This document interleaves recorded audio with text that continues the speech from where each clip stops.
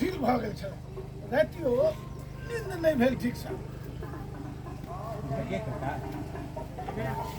सिंह पत्र पर पढ़ेंगे हम राजाभिषेक दिन कवि के रूप में राज्यसभा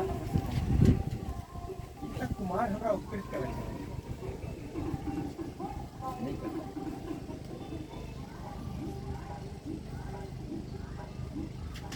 नहीं पता नहीं हम उपकृत नहीं होगा चाहिए हम चाहे राज दरबार में हम स्वयं अपन परीक्षा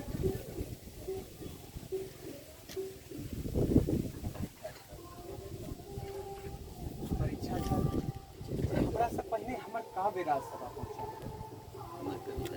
हमर कविता अखन तक रनिवासे तक पहुंच गई। लोककंठ के राजभवनक यात्रा